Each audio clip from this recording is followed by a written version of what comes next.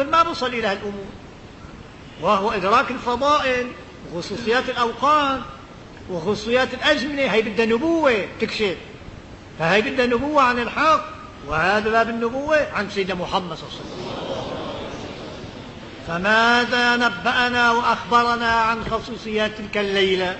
نعم، جاءت الأحاديث.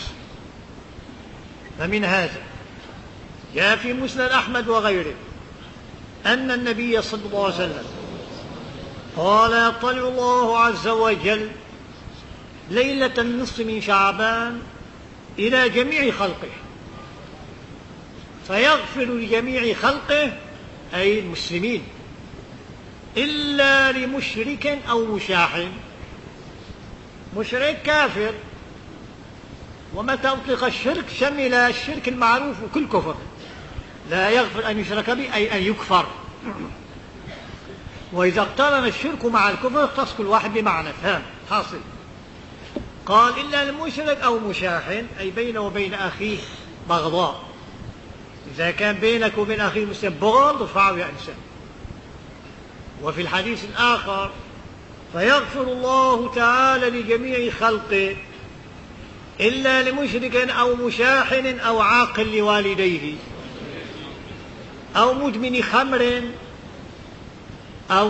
خمر إذن، أو قال أو قاطع رحم كذلك. إذن ارفع الموانع يا إنسان قبل ما تيجي عليك تلك الليلة، وأصلح الأمر. وهي ليلة هذه دعانا إليها رسول الله صلى الله عليه وسلم أن نتوجه بها إلى الله مسترحمين ومستغفرين وتائبين ومنيبين. جاء في الحديث الذي رواه البيهقي وغيره عن السيدة عائشة رضي الله عنها، وللبيهقي في رواية هذا الحديث له عدة روايات وعدة أسانيد، من جملتها ما نذكره. قالت السيدة عائشة رضي الله تعالى عنها: قام النبي صلى الله عليه وسلم ذات ليلة يصلي فسجد وأطال السجود حتى ظننت أنه فارق الدنيا، فجئت فلمس فوقعت يدي على رجله، على إبهامه صلى الله عليه وسلم، فعرفت أنه صلى الله عليه وسلم في الحياة. فلما رفع رأسه انتهى من الصلاة قلت: يا رسول الله، ظننتك فارقت الحياة. قال: أتدري يا عائشة أي ليلة هذه الليلة؟ أتدري أي ليلة هذه الليلة؟ قلت: الله ورسوله أعلم.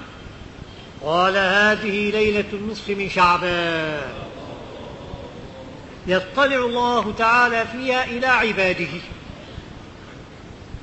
فيرحم المسترحمين ويغفر للمستغفرين ويدع أهل الحقد كما هم. يرحم المسترحمين أي الذين يطلبون الرحمة من الله، ويغفر المستغفرين الذين استغفروا طلبوا منهم مغفرة، أي كأنها ضمانة مضمونة، إذا استغفروه ترحموه في تلك الليلة غفر ورحم. لما؟ لأنه فتح الأبواب جل وعلا، والكريم إذا فتح الباب ما في هناك حاجة بيحجب يا إنسان. فيرحم المسترحمين ويغفر للمستغفرين ويدع أهل الحقد اللي في قلوبهم حقد على بعضهم البعض، قال: يتركهم كما هم. إذا ارفع الحقد يا إنسان، ارفع الحقد بينك وبين أخوك. قال: هذا أكل 10 هذا يقول لي: يا أنت لا أترك، اعفي عنهم والله تعالى بيضاعف لك. وعلى كل حال في يوم آخر، في يوم حساب، لا تخلي قلبك دائما حقد على فلان وفلان وفلان. لا، في حقد وحسد، قل البلية أعفو نسأل الله العافية. حقد وحسد وسوء ظن كمان، قل له بلايا كبرى نسأل الله العافية. لكن ارفع الأشياء عنك، هي كلها بتحجب المغفرة، كلها بتحجبك عن الله جل وعلا يا إنسان. خلي قلبك أبيض، خلي صدرك صافي يا إنسان، كن سليم الصدر، كن سليم السريرة، طيب النفس يا إنسان. قال: واد أهل العقد وحقده كما هم. وهكذا كما أرشدنا عليه الصلاة والسلام إلى قيام تلك الليلة والصيام يومها على طريق الندب لمن استطاع، ولكن في ذلك خير كبير. جاء في سنن ابن ماجه عن سيدنا علي أمير المؤمنين كرم الله تعالى وجهه قال أن النبي صلى الله عليه وسلم قال: إذا كانت ليلة النصف من شعبان فقوموا ليلها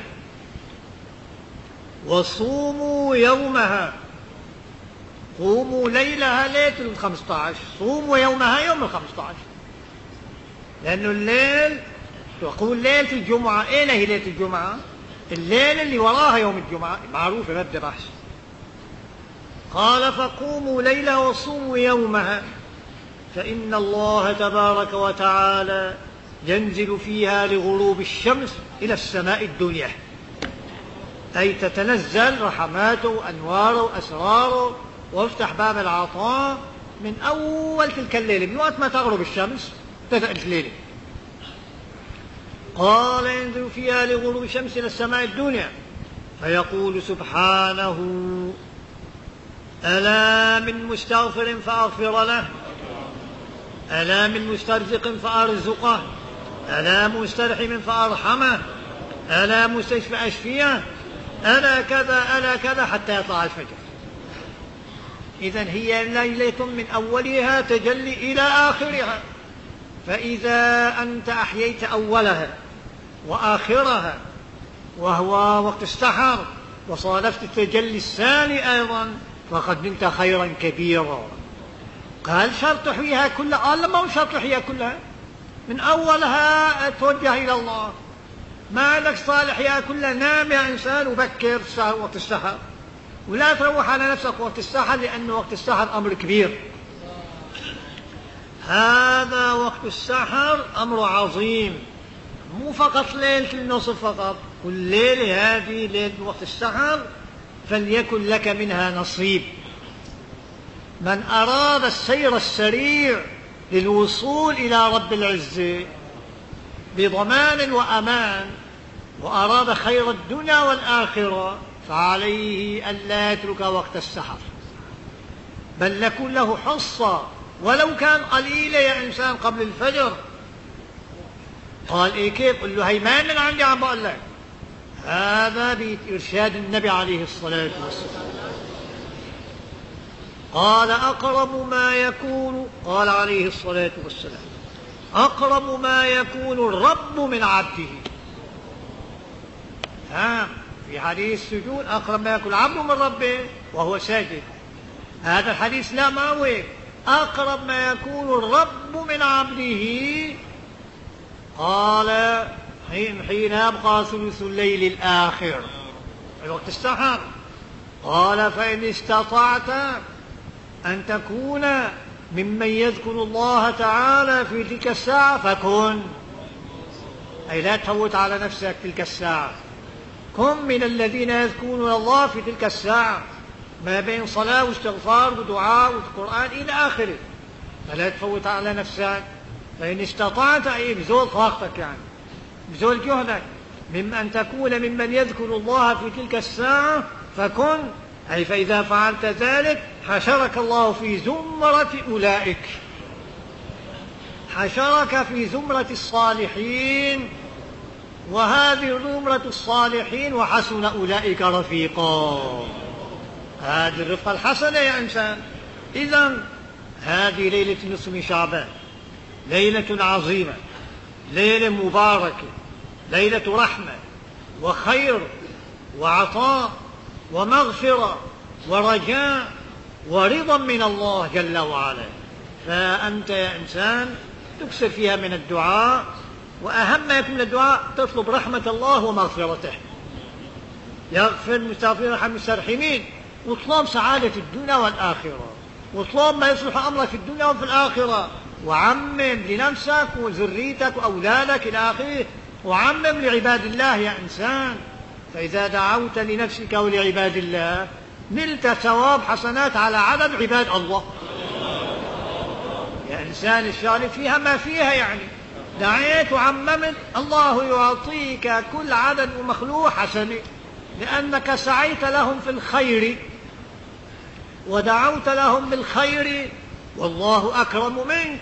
أنت تتكرم وتجول على العباد تقول يا ربي ارحمهم، يا ربي اغفر لهم، يا ربي اصلحهم، يا ربي اسعدهم.